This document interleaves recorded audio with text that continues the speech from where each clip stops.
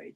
Just give me a moment here, Mike, real fast to make sure we are actually correctly the correct settings on Facebook per se. But Mike, can Yeah, you hear me loud and all clear? I sure can. Yep.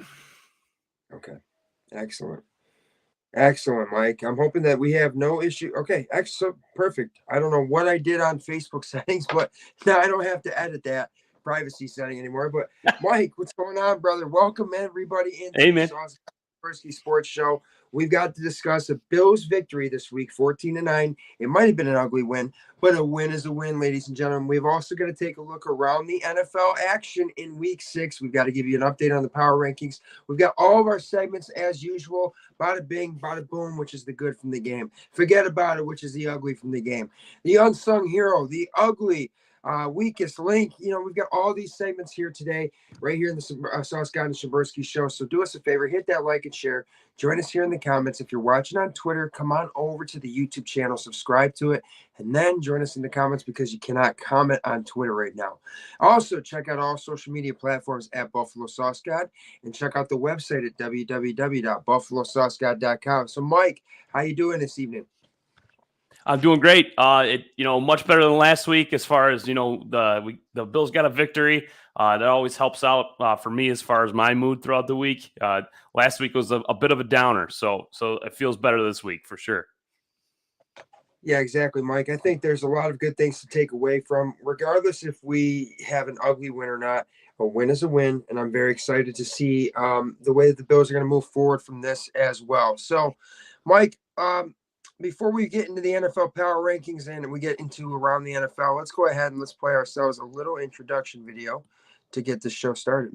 Let's do it. Let's get this over with. 1, 2, 3, 4.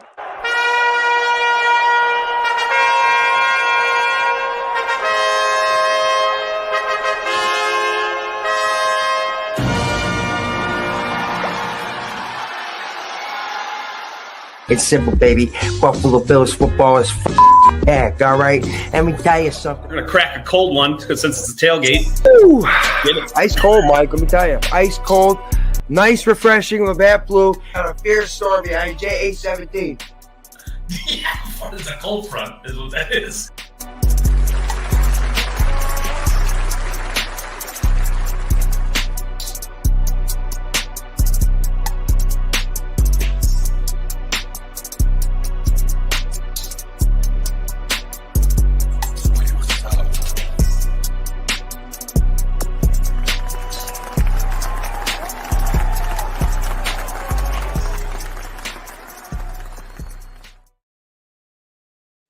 All right, just getting a few more like and shares off real fast. And if you guys are just now tuning into the Sauce God and Shimburski Sports Show and you haven't already done so, do us a favor, hit that react button. Join us in the comments and hit us with a share as well. Make sure to follow us if you're not already doing so. Like us, subscribe to us, and turn those notifications on so you don't miss any of the live content coming from myself, the Sauce God, or the Sauce God and Shimburski Show. As well as I have a show tomorrow on the Northeast Streaming Sports Network on the Roku channel. So you guys can check that out at noon Eastern Standard Time. I'll be live on there talking about the NFL as well as sports, Buffalo Sabres, all the above. So, Mike, let's go ahead. Let's break into the show while we were still hot and running. Let's go ahead and take a look around the NFL, brother. What do you got for the scores this week? Yeah, man. So just jump right to it. Broncos, Chiefs. Chiefs pull it out 19-8 over the Broncos. Ravens 24-16 over the Titans. Panthers 21-4 against the Dolphins. The Dolphins crushed the Panthers. Saints, Texans. The Texans will beat the Saints 20-13. And then Commanders, they beat the Falcons 24-16. The Jags get another win against the Colts 37-20. Bengals squeak out a win against the Seahawks 17-13. And then the Vikings 19-13 over the Bears. The 49ers get their first loss of the season to the Browns 19-17. And then the Patriots go down to the Raiders 21-17. And then the Lions, they get a win over the Bucks 20-6. And the Cardinals losing to the Rams 26-9. The Jets beating the Eagles 20-14. And then the Bills getting their victory 14-9 over the Giants. And then we have the Cowboys beating the Chargers 20-17. Right away, Mike, I want to highlight one of the games that I knew was going to be weird, right? Before the game even started, the Cleveland Browns and the San Francisco 49ers over under opened up at 35.5. Now, traditionally in the NFL, you're going to see anywhere from 42 to 49 as a common over under number. If, for NFL scores, it's your typical standard, usual week by week betting. You're going to see those numbers the most. But when you see a low number, it's usually never anything lower than 37. And it was 35.5. And I immediately, on the phone with my buddy Timmy, I go, this game is going to be weird. I don't know Yeah. what it is. Something's going to be weird. And so the Niners come out 7-0. Everything looks all good. But then there was a bunch of going back and forth, penalties, turnovers. And then, it just looked at the Browns kind of had their grips on the game a little bit, even with their backup quarterback, no Deshaun Watson again. And they beat the undefeated San Francisco 49ers. Yes, they did lose Deebo Samuel and they did lose Christian McCaffrey. But Brock Purdy, man, he's playing great football. But there goes the undefeated San Francisco 49ers. Then the Philadelphia Eagles losing to the Jets. Zach Wilson outplaying Jalen Hurts. I mean, what is going on? The NFL is looking super duper weird. The Bills didn't even look like they were in control of this football game. But I want to say, when it comes to the Bills game, I never once thought that they actually were going to lose that game. Even when they were down, I kind of figured they're just going to get it going at some point. And versus the Jags game, I felt like there was something against us. There was something holding us back. But the Giants game, I knew it was just a matter of time before we started to get things to click and we actually started to get the engine running. Mike, what was some of the weirder action that you think was in the week 6 of the NFL?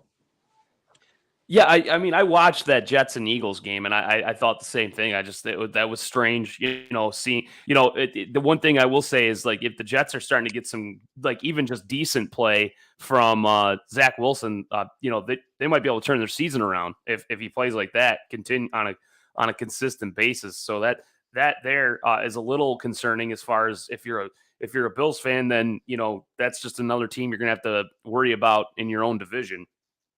I thought. Another thing too is, I another strange one for me is that the Bengals still don't seem to have it together. It looked better. I watched that game against Seattle, and I thought, Burrow looks like he's moving around better than he was, and he's maybe not as hurt as he was in the beginning of the season. But it's still, to me, just the Bengals don't seem like they're the same Bengals as last season. They don't have the same tenacity that they had on offense just a season ago, because I mean the Seahawks were not that the Seahawks are the worst team in the NFL, but they should have been easy. Like the Bengals of last season would have handled that game no problem, and the score would have been much higher. I definitely agree with that. The Bengals are still finding a way to get it going. I think another bit of action I wanted to take a look at, because I like Justin Herbert, and I know you're a quarterbacks guy, but Justin Herbert doesn't seem to get it when the time comes where it matters the most. He took a sack, threw an interception. I have yet to see Justin Herbert really put in a clutch performance, with the exception of his first career start, in which I believe, had to play against the Buffalo Bills, or maybe that was the week after. But regardless, he came in and he had a really great game. But I've never really seen the clutch factor kind of come out for Justin Herbert. What do you make of Justin Herbert's play? Is he an elite quarterback, or is this guy kind of just above average? What do you think, Mike? I think he's just above average. I mean, I see him make some throws that are fantastic, but it seems like he has to be in rhythm, and for things to be working. It's not. He doesn't seem to be the greatest improviser. When things break down, I saw mistakes there that he made against the Seahawks, where you need a first down and you're throwing, and I know that, you're expecting your guys to make a play after you get the ball in their hands, but he's taking too much of you have to, if it's third and however long and you need this first down, you should be probably trying to throw to somebody that's either at the sticks or past them. I know that sometimes you can get an underneath play and then it can turn into a first down, but I mean, it started to get to a point where the game's on the line here. You got to make a play here. And like you said, he took a sack. And he just kind of looked like, once it started to get difficult, the wheels fell off, So once the pressure got put on him, I just didn't see him doing what some of the elite quarterbacks do. And that's the ability to go off script and make something happen. Like the way Mahomes can do that, the way Josh Allen can do that. And then, when Joe Burrow is healthy, he's more of a pocket passer himself, but he's able to go above and beyond. It hurts too.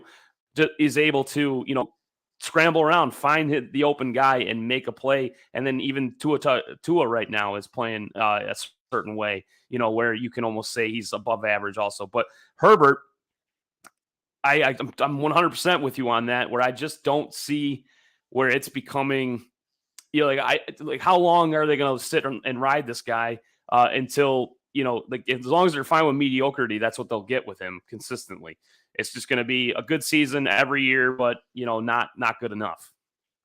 Yeah, New England is 1-5, by the way. I want to highlight that real fast, which just always makes me really happy to hear stuff like that. The Jets keep New winning. England's what?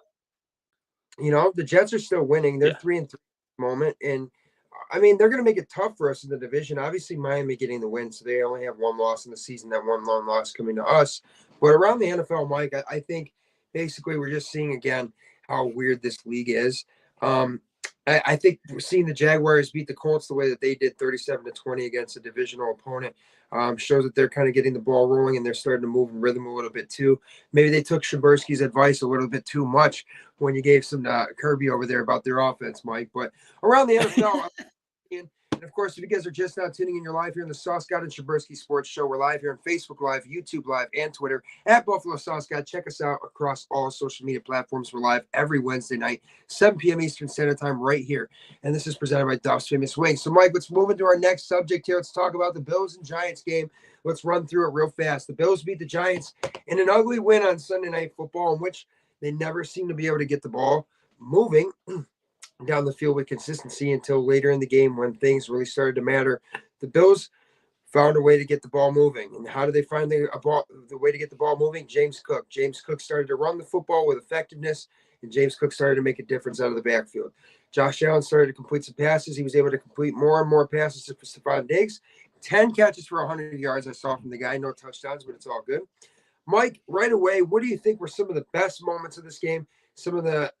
Just real quick before we get into some of our segments, obviously, what was some of the best things that you could take away from this game and some of the maybe not so good things? Yeah, so I'm going to go with the you mentioned it kind of in your comment there. The run game, I like seeing that it's still consistently good. They're still getting production out of the running back position, especially. I like the 1-2 punch that they currently have. It did suck a little bit watching. We had to take another shot with losing another running back there, but I do like the 1-2 punch with Cook and Murray. I really do think that he changes the pace. So once they get used to Cook, then they throw in Murray, and he's just a wrecking ball. Runs straight at the line and can get some extra yards after contact. I do like how they can switch that up. What I don't like is how reliant they've become on this run game. And so I think what the bad I'll take from it is, it's not the same offense that I'm used to, from when Dable was calling the plays and he was the offensive coordinator. The pass was there to set up the run, not the other way around. The run's now setting up the pass, which is great. That's honestly textbook football. That's football 101, but it almost seems like it's not setting up the pass though. Like Josh was doing great for a little bit there. He was averaging almost 17 yards per attempt on play action, which is great. I mean, that's amazing numbers. But at the same time, it just, for whatever reason, this past Sunday night, it just wasn't there until towards the end of the game when they finally got it cooking. Mm-hmm. No pun intended, obviously. Yeah, right. Well, maybe a little pun. Maybe a little pun intended. I mean, overall, it was an ugly game. It was kind of, continuing off of the Jacksonville performance. If you ask me, it just seemed like maybe the emotions were running a little high with Brian Dable coming back. Obviously, him and Josh Allen are extremely close. Brian Dable in his first game back as a head coach for a different team, and he's from Western New York as well. So maybe there's just some emotions running high. Tyrod Taylor getting the start for the Giants. Obviously, we all know that Tyrod was the quarterback when we broke the 17-year drought. So stuff like that kind of makes you wonder if, there's just something in the air lingering a little bit that kind of held us up. But at the end of the day, the Bills were able to find a way to get it going. And when it mattered most, they were able to put points up on the board. They were able to keep the foot on the gas, keep moving, foot on the gas, and finish the drive. That's what I kept saying for the rest of the game. I was screaming it. I was driving to work, right, Mike? And I was screaming, keep moving, foot on the gas, finish the drive. You know what I mean? And that seemed to be the mantra for what we needed to do. We needed to finish drive, put points up on the board, and control the game that way, which is what we've been doing for success to win games. Real fast. Look at this comment real fast. What's uglier than that game? Watch uglier than that game or watching the sauce guy crush wings while drunk? Well, I'll tell you what, it's a pretty entertaining sight to watch me crush wings while drunk. However, it's a fun, entertaining sight to see me crushing wings no matter what, Mike Frank. So I want to say, how'd the Broncos do this week, Mike? But anyways, back to what we're saying over here, Mike. We're going to move into our first segment here of the weakest link, which is going to be this week. What was the area of the game that was weakest for the Buffalo Bills, or what basically didn't look very good for them? Yeah.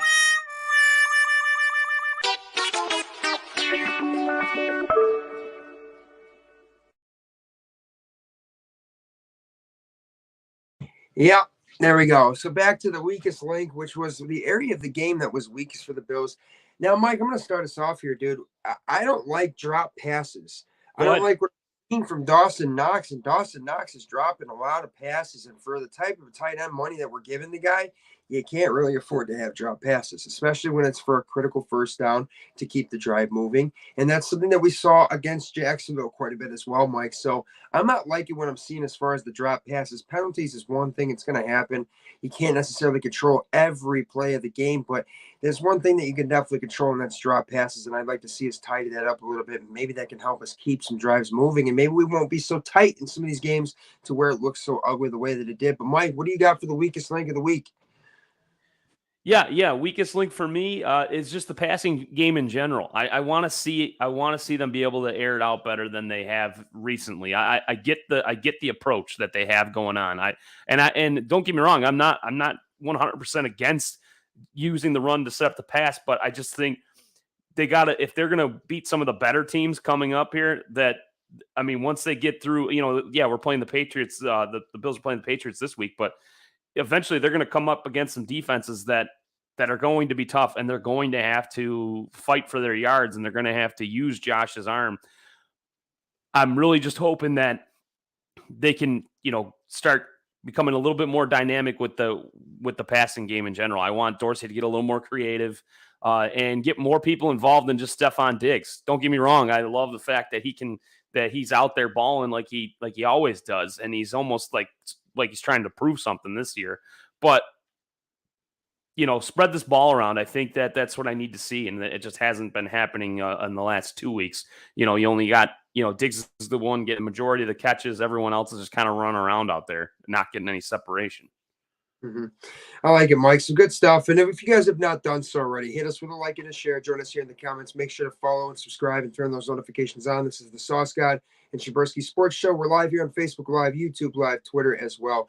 Make sure to check out the website, www.buffalosaucegod.com, and check out all my social medias at Buffalo Sauce God. This is the Sauce God and Shimburski Show.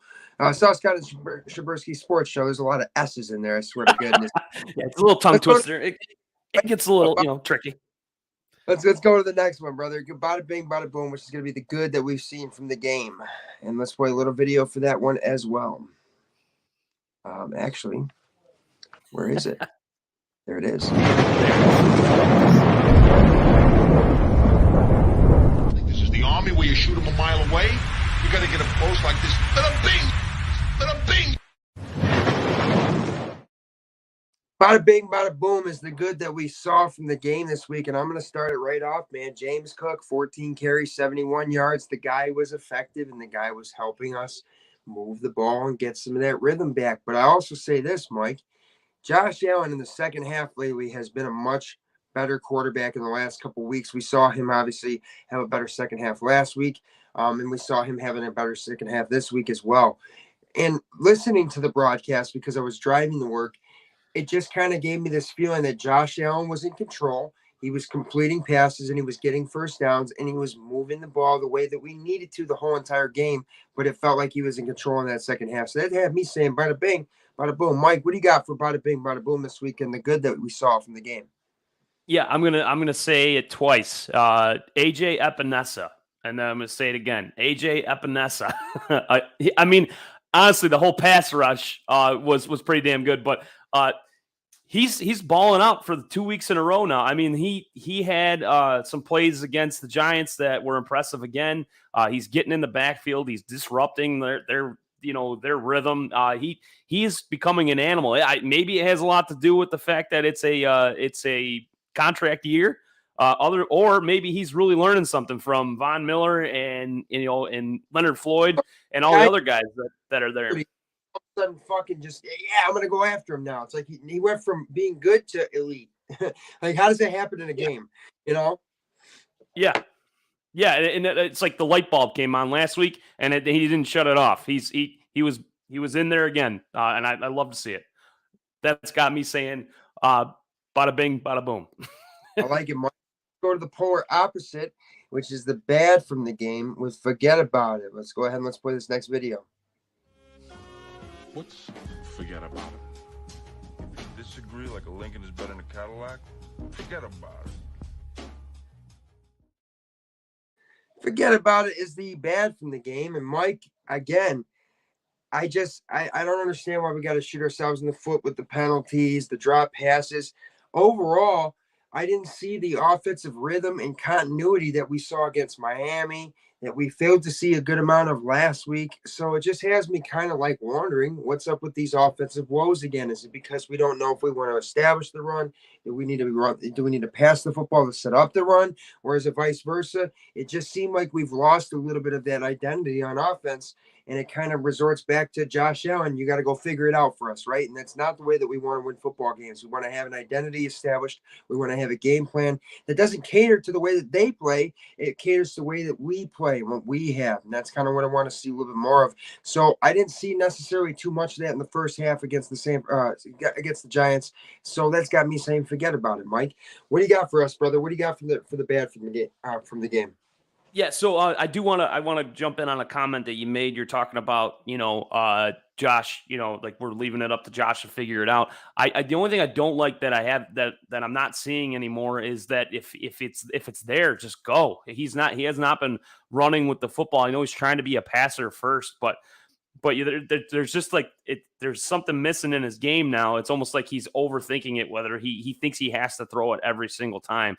And I think if he uses his legs more a little bit, but obviously get down and slide when you have to, we could extend some drives. So that's what I have to say, on a comment of what you said. But for me, the forget about it segment is Kyer Elam. He's starting to frustrate me. I don't know if he didn't really get a great shake at this whole corner position. They kind of keep pulling him in and then putting him back out there and then taking him off. And then, and then his job's almost in jeopardy every single week, it seems. But when he gets these pass interference calls, they're not like a bogus call where he barely touched the guy. I mean, he was basically stealing the guy's lunch money. If you look at the replay on the last one, he was mugging him. He was like holding his jersey, pulling on it, then doing the salsa dance with his hips on him, like he had his hands all over him. And then they, basically, no wonder why they threw a flag. I would have thrown a flag. Like anyone would have. If you don't even have to be a professional ref to know that that's at least pass interference or holding. So I mean, it just was. It's terrible. He got burned last week against the Jags, and then this last Sunday with the Giants. Luckily it didn't cost the game, but it could have. And it's this is a reoccurring thing. He either can't stay with the receiver, or if he is staying with the receiver, he can't keep his hands off him.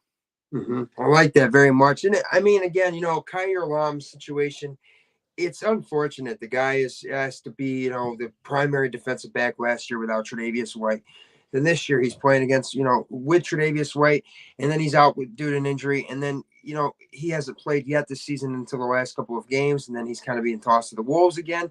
It is a tough situation for the guy, Kyrie Alam, but he definitely needs to find a way to figure it out. And if you guys haven't already figured it out, you're live here in the Sauce God and Shimburski Sports Show right here on Facebook, YouTube, and Twitter. Live every Wednesday night at 7 p.m. Eastern Standard Time right here on Facebook Live, YouTube Live, and Twitter. Check it out at Buffalo Sauce God. Anthony Bamasuda for Facebook, and check out www.buffalosaucegod.com. We're rolling here. We're talking about the good and the bad from the game, but we're going to move on into our next segment here of the unsung hero who is the under the radar performer of the week. Let's go ahead. Let's play that next video.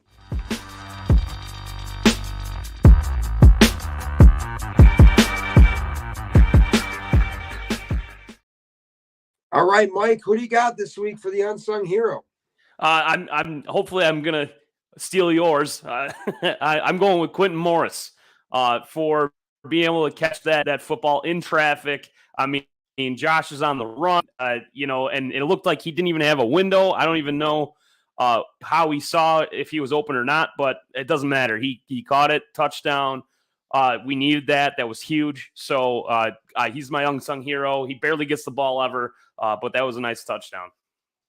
I like it, Mike. For my unsung hero of the week, it's going to be Bills Mafia. Flat out, Bills Mafia was loud.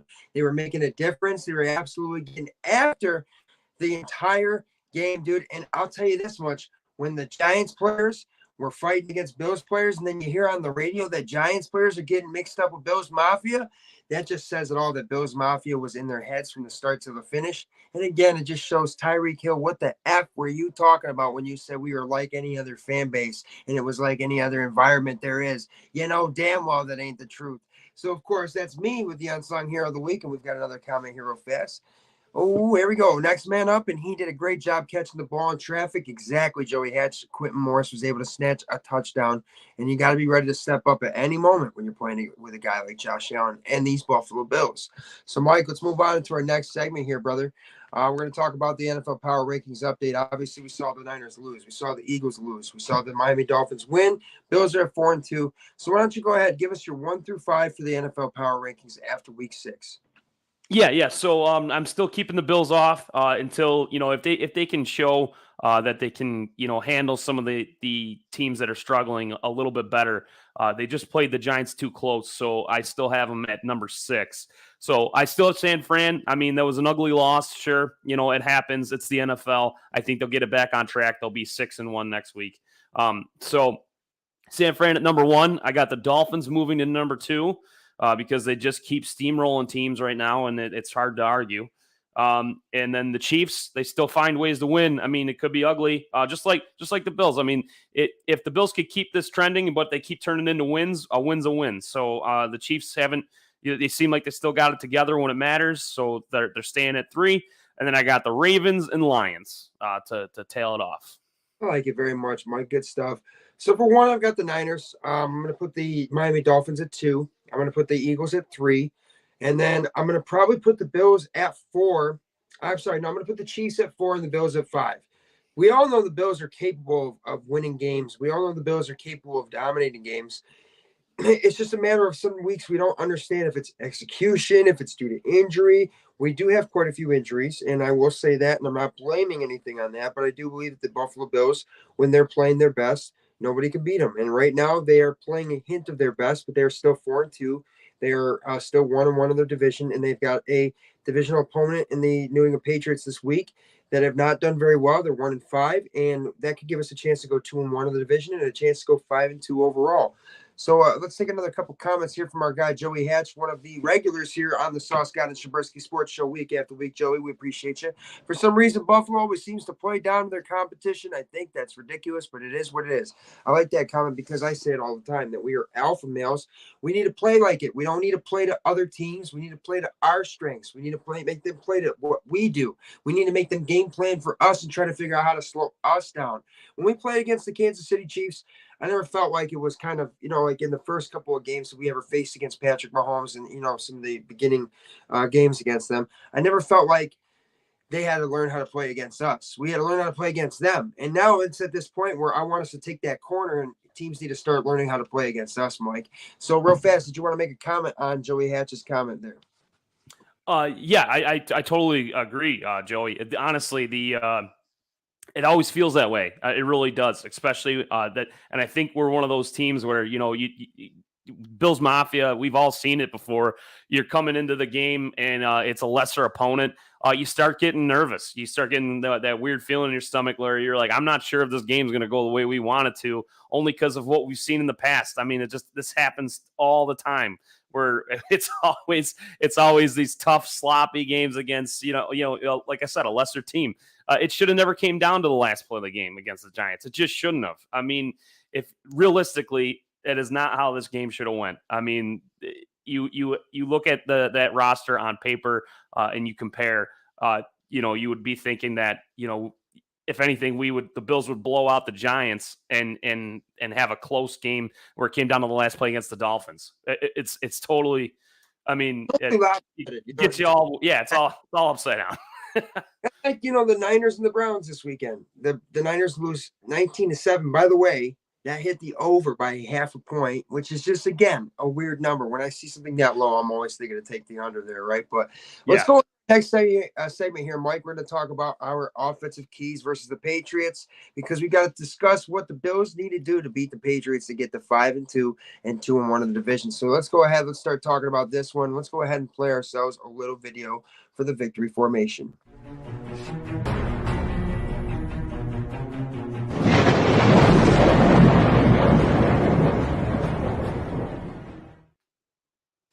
All right, so the offensive keys versus the Patriots. Mike, I'll let you go ahead and get us started here. What do the Bills need to do offensively to get to 5-2 and beat the Patriots this week? And what we got to do is make sure that you let Josh play his game. I've said this before. It's something that I'm going to continue to say. It's just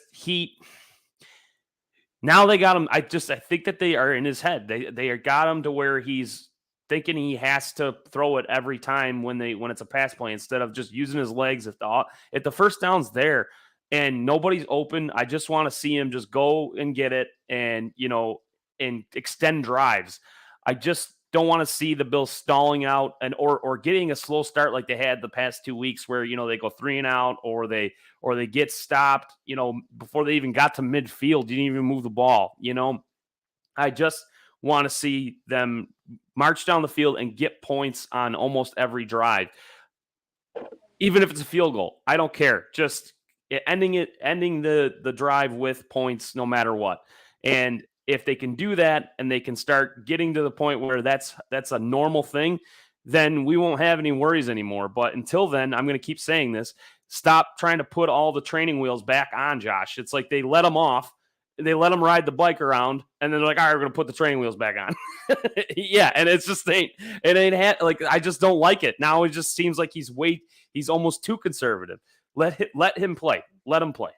Real fast, we got a comment from Patrick J. Mistretta. Welcome to the Sauce God and Shimburski Sports Show, saying, I think our rookie linebacker did a great job Sunday night. He was flying around like crazy, and he will definitely get better every year, but it'll be hard to get him on the field next year. I definitely agree that Dorian Williams had some really good moments, especially for what we're asking him to do, stepping in place of Matt Milano and into a defense that's already very hobbled as is. But back to the offensive keys that we need against the New England Patriots. Mike, I'm going to kind of echo a little bit of what you just said. Just go to the way that we did it in the playoffs against the Patriots in 2021, 2022, right? Just go out there and finish drives with 7 points every time. And then, don't ever punt the football. That's kind of what I want to see. But in reality, though, it's just about finishing drives. And it's been the mantra that we've needed week after week after week. And we did a great job against Miami with. I think if we can keep moving, foot on the gas, finish the drive, like I kind of kept saying the whole second half against the Giants, then we're going to be just fine. James Cook is capable of running the football very well. I know that we had a meeting with Leonard Fournette, and some people actually were kind of wondering about this. The meeting was canceled because it turns out that Ty Johnson, who we thought was going to be claimed off our practice squad, was not claimed. So he is still a member of the Buffalo Bills. That's why we canceled the meeting with Leonard Fournette. We have no Damian Harris, obviously. At this moment, it looks like he is kind of a week-to-week injury, and we got no timetable on that. But if you can run the football, and let Josh do his thing. You don't need to put the training wheels back on Josh because this is the Patriots. It's a divisional game. This is a game where Josh wants to definitely torch the competition, and it's an opportunity for us to kind of, face a team that's really struggling right now to find any sort of identity for themselves in offense or defense. I'm not sure if the Patriots have Matt Judon out. I think they might have a couple of key injuries on the defensive side of the football. So just go out there and finish drives. Try not to shoot yourself in the foot with penalties and drop passes again. And if you could just clean up the game, really, we saw it against, Washington too, is if we can control the time of possession and finish drives and put up points, then nobody's going to beat us. The way that our defense plays games, the way that our offense can finish drives and control the pace of the game, it just really is the success. I think our success formula for winning games, Mike. So let's go into our next segment here, but we got to take another comment before we move on. Good teams like San Francisco will beat the hell out of us. I don't know about that. Remember, Christian McCaffrey has an injury history. He actually is hurt at this present moment, him and Deebo Samuel both. Play action with a run, help the pass game. We need to get our backs and our tight ends more involved. That'll help the deep ball. I can understand that as well. I think that we could definitely involve the tight ends a little bit more going forward as well. So let's go to our next segment here, Mike, of the Pain Trains, the defensive keys to beating the New England Patriots.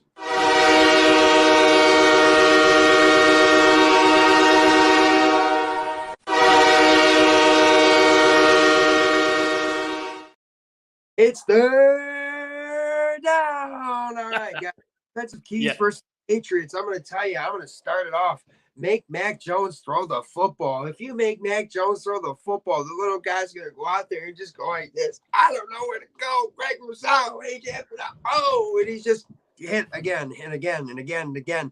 All you got to do is create pressure. Don't let Mac Jones escape the pocket, because I'm watching some of these games lately. This kid thinks that he's a mobile quarterback. He thinks he's back in fucking Alabama or some shit where he's just running around free.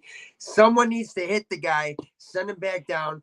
You knock them down a peg, because the New England Patriots are 1-5, and this is a game that we absolutely need to stomp all over them. So all you got to do is create havoc for Mac Jones, make him try to beat you in the passing game, because Lord knows Ramondre Stevenson ain't getting it done for my fantasy football team. So obviously they're not going to lean on that very much. But if you can make Mac Jones have to beat you, that's all the Buffalo Bills have got to do to beat the Patriots defensively. Mike, what do you got for the defensive keys versus the Patriots? Yeah, I think you kind of said it, but I mean, just emphasize on the fact that, this defensive line has been playing very well. Keep the pressure on. Don't allow them to create any sort of ring. Put it all on his shoulders, and then, I think mistakes will follow, and that'll just give the Bills more opportunities to get the football. But on the flip side, I think really the other key is just making sure that this time around just scheme up something that can help Kyrie Elam. If he's going to have to play again, get another scheme out there where he's got a lot of safety help. I'm hoping for the Bills' sake, they do something to help the kid out.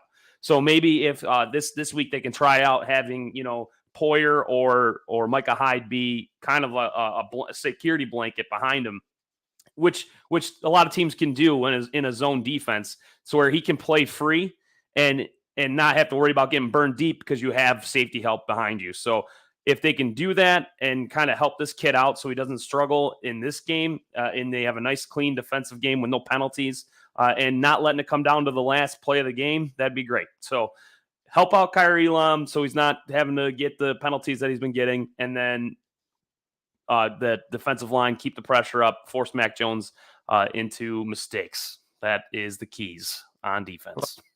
And echoing off of what we just said is Patrick here again with, we have to hit Mac Jones so he's uncomfortable inside of the pocket. I definitely agree with that. And back to Joey Hatch, he said he's got to roll on out of here. God bless you very much, brother, and go Bills as always. We'll see you next Wednesday here at 7 p.m. Eastern Standard Time in the Sauce Con Shimburski Sports Show.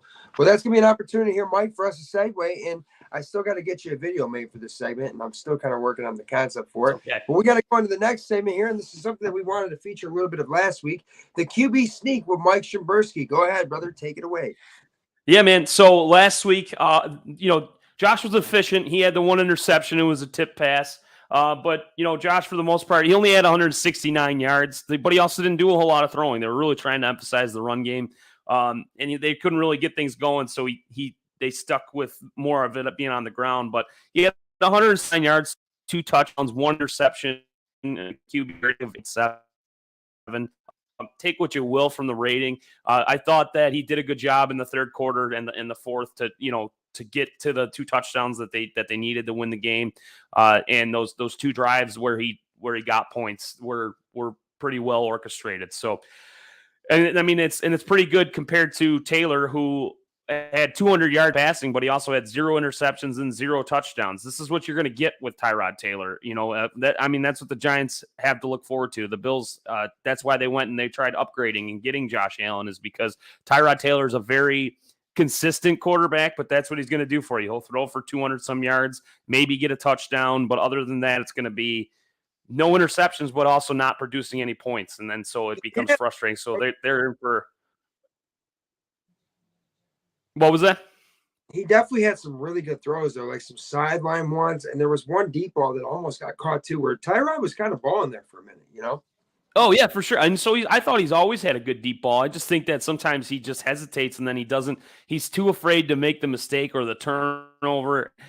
And, that's good. But at the same time, it kind of hinders because, he just kind of doesn't, he won't throw interceptions, but he also doesn't take any risks. And they've got to take some. It's like look at the way Allen does it. Sometimes you can't always compare the two directly, but Josh will improvise and he takes a risk once in a while, and it pays off more times than it doesn't, and it turns into points. That's all I'm saying. I mean, I don't think that Tyrod played poorly. I just don't think that he did enough. It did come down to the last play, but 200 yards, no touchdowns, no interceptions. I mean, it's a pretty bland stat line. pretty fair game, you know what I mean? Which I've seen a lot of. Yeah, it's a typical Tyrod Taylor game. But I did like this comment here, saying that so 1 second here. I'm trying to pull it up. I don't know why it's not. There we go. Which one? Did I just take it off? I think I put it on there and then took it off. Which one is it, Mike? There you go. It's the one that all right. So Patrick, he's saying that he wouldn't mind if Taylor was Josh Allen's backup. I agree. Actually, that wouldn't be bad because you wouldn't have to change much of that offense. I think you could almost run it the same way, and you'd get production out of Tyrod. They're similar with the way their playing style as far as being mobile. So I like that. Good stuff, Mike. And so that was the QB sneak segment here on the Sauce God and Shimburski Sports Show, which is live. I'm going to jump in. Go ahead. No, go ahead, Mike. What do you got, brother? Yeah. I was just going to jump in and, I was going to compare real quick. You got Josh Allen taking on Mac Jones this week. So, I mean, we broke down what happened there for last week, Tyrod and Josh. This is these two quarterbacks, I mean, couldn't be more different as far as Mac Jones and Josh Allen. I think with Mac Jones, he's struggling. That whole team's struggling. They're 1-5, and he just doesn't have the arm talent to be in the NFL. There's a lot of passes that I see that are just floaters, and I think that's the difference between him and then Josh Allen. What he's going to be doing. I think with what he's going to be doing is, if we can let him play his game and improvise when the breaks down, I'll be happy. Yeah, Mike, good stuff. All right, so that's going to be the QB sneak segment here, which is going to evaluate the quarterback play of both our quarterbacks in the game, and especially from Josh Allen. That's going to be with Mike Shimburski every Wednesday night here at 7 p.m. Eastern Standard Time on Facebook Live, YouTube Live, and Twitter Live at Buffalo Sauce God across all social media platforms and at www.buffalosauceGod.com. Make sure to check me out tomorrow, guys, at noon Eastern Standard Time on the Northeast Streaming Sports Roku app, and you can check me out with the sit down, which will be live at noon Eastern Standard Time right here on my Facebook, YouTube, and Twitter, and also available on the Roku app as well on your TV. So, Mike, that's going to take us into our next and final segment here of Getting Saucy. As far back as I can remember, I always wanted to be a gangster.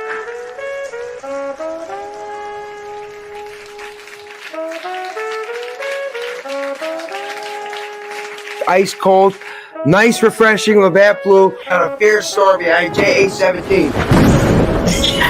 The cold front is what that is. I'm fired up this week, ladies and gentlemen. I'm going to get you fired up. Bills Mafia, you want to hear me getting saucy this week? It's simple. Mac Jones and the New England Patriots, and also, too, the Miami Dolphins, and anybody that's got anything bad to say. Bills by a billion, baby. Let's go. Let's go, Bills.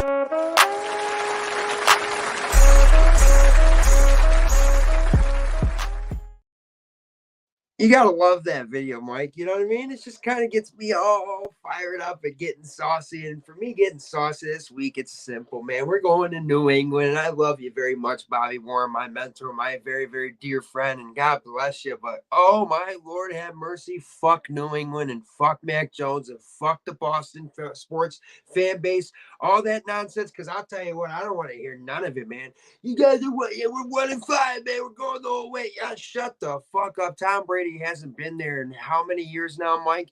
But it's apparently you got Mac Jones. He's the second coming. Tom Brady. Oh, baby's that. Well, nah, none of that BS. It's Joshua freaking Allen. It's the Buffalo freaking Bills. It's Sean McFreaking Dermott, and it's gonna be time to whoop the freaking asses of the damn Patriots. Because I'll tell you what, Mike.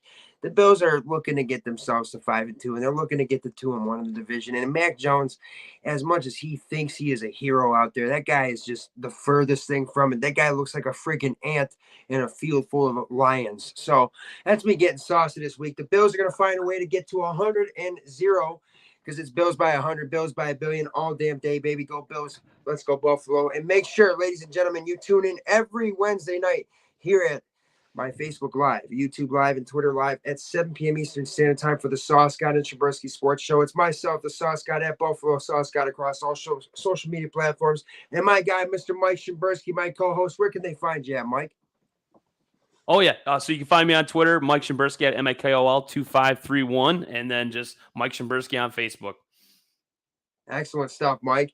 And, that's going to do it for us this week. And, of course, the Buffalo Bills are now 4-2, winning on Sunday Night Football against the New Jersey Giants. And, again, showing the only team that is really in New York. And the only time the Giants ever play in New York is when they come to Buffalo.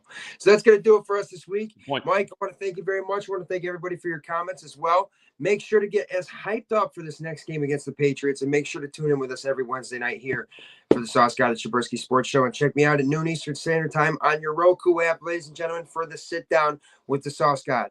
As always, Mike, God bless. Go Bills. We'll see you next Wednesday.